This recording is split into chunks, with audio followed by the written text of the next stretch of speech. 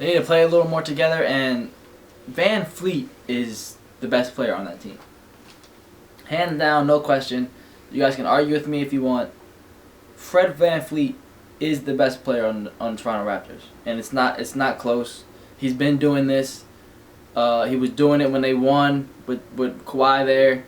He was doing it the year after that. Now he's doing it again. He is their best player. He's emerged, and I know a lot of people used to say Kyle Lowry was in the discussion for the most slept-on point guard in the league. Fred Van Fleet is the most slept-on point guard in the league, and that's without question. He was 35, 8, and 3, and 2 steals. He was a difference maker. If he had a little bit of help last night, the game would have been closer. But like I said, Jason Tatum is here and he took over the game. Let's go to the next game. We got Hawks-Knicks.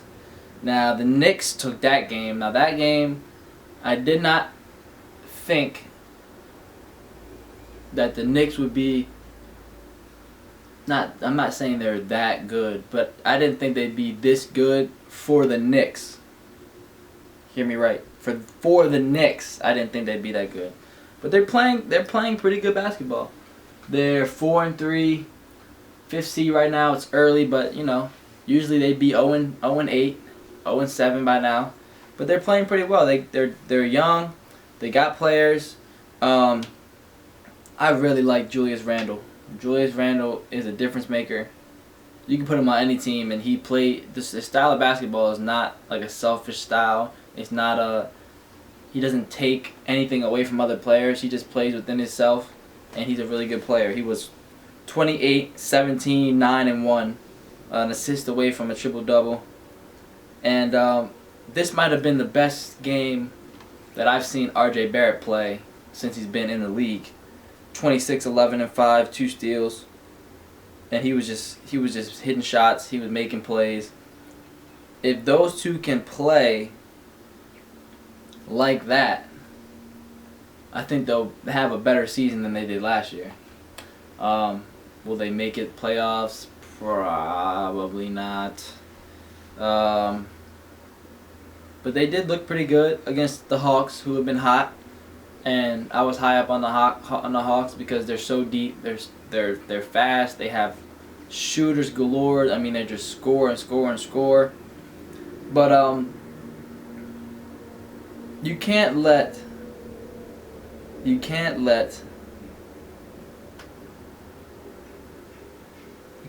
team in the last you can't let the team in the last couple seconds come back, score twice, and no, that's the wrong game, wasn't it? Yeah, that's the wrong. I think about the other game, but for the Hawks though, it's the same point. They don't really have a veteran leader on the team that understands how to finish games off. What I mean by that is, the Hawks were in the lead for most of the game. You can't allow the Knicks to come back. You have to finish the game off, and they didn't really have a veteran presence that understood time and possession, and that could slow the game down and finish the game off. And I think that Rondo, when he comes back and is inserted into this lineup, I think he'll be able to help with that. Especially because they're so young. I mean, they can score, they're talented, but they just don't have that yet. So that'll be the next step for the Hawks. So the Knicks took that 113 to 108. Got the Cavs Magic. The Magic won that game easily, 103 to 83. Sexton is a scorer. He's always been a scorer. I remember he went 3-on-5 at Alabama.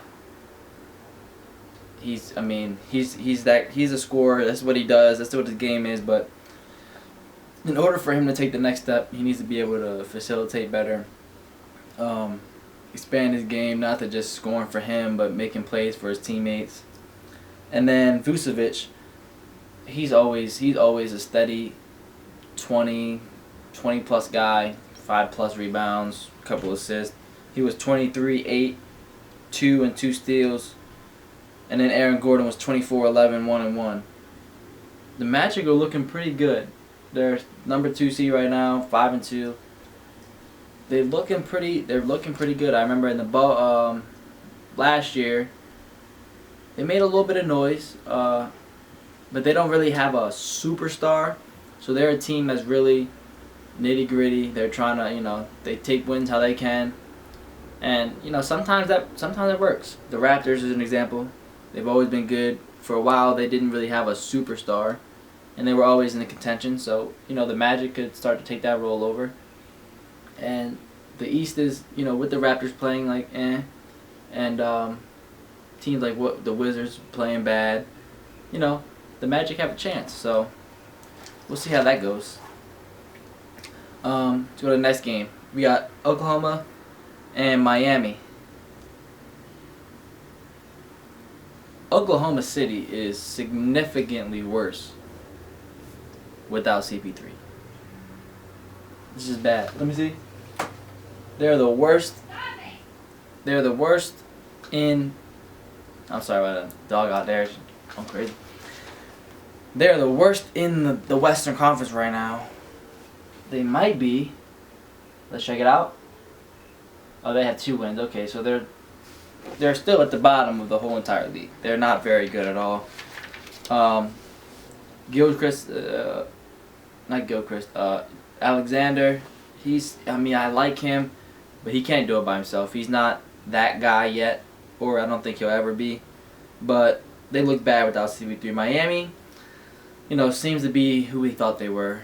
They're hard fought. They don't go out without a fight.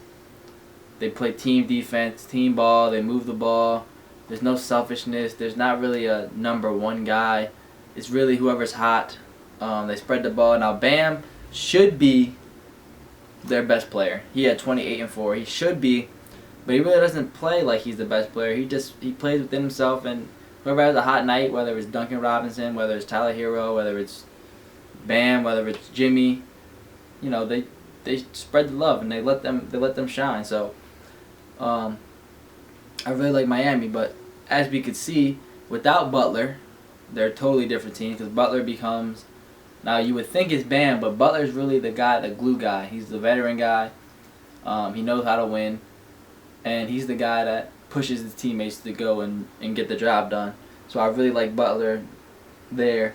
And Kelly Olynyk coming into the lineup and playing well, it adds another dimension to the Miami Heat, because they tried to insert him in the bubble last year, but he wasn't really in the flow of it yet, so he didn't really do much. But if they continue to put him in the lineup early, let him get a feel with the starting lineup with the second group, Kelly Olynyk he can ball. He's a baller. I like him a lot. So they're a gritty team, and if everybody plays in their roles, they're gonna be a dangerous team like they always. I feel like they always were, but especially last year with this unit, I think they'll be good, and I don't think that they miss the opportunity of getting James Harden, because they're playing really well, really good basketball right now. So I think they'll be in the hunt. So Miami took that game 118-90. Next game for me, Bucks Detroit. The Bucks won that game 125-115.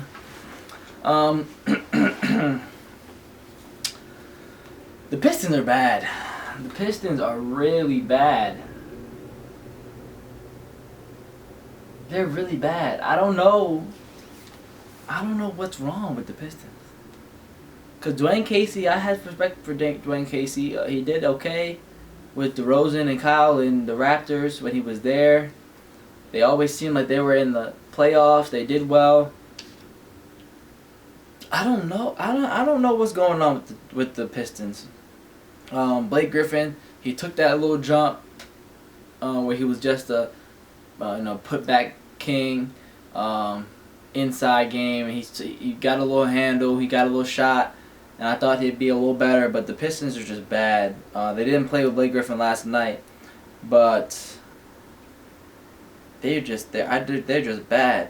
But the biggest takeaway for me, Giannis had 43, 9, and 4.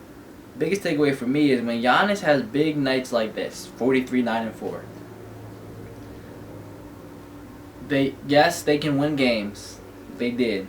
It is the Pistons. They won by 10. It is the Pistons. Let's keep that in reference. But when he has big games, his team does not eat. The rest of his team does not eat. They had 19 turnovers. That won't work against good teams. They lost by 10. 19 turnovers? No, that won't work at all. Giannis, I mean, he looks like MVP. Back-to-back MVP. He plays really well with himself. His shot looks a lot better than it used to. The form looks good. He's taking more shots, so it means he'll start making more shots. But when they play through Giannis, I think that even though it's great, I think that they limit themselves on how good they actually could be. Because they have players. I mean, they're deep. They have Holiday now. He's a certified bucket. Chris Middleton. He's a certified bucket. Lopez. He can get you points. You have DiVincenzo. He can get you points. I mean, they are good. The one game, this is why I say this. The game earlier, I believe it was against the Warriors, and they had the most threes in a regular season game. Giannis had 9 points. But everyone on their team was eating. They all were double digits. It was a tour de force. It was great. It was a basketball having to watch. They were moving the ball, shooting the lights out. And then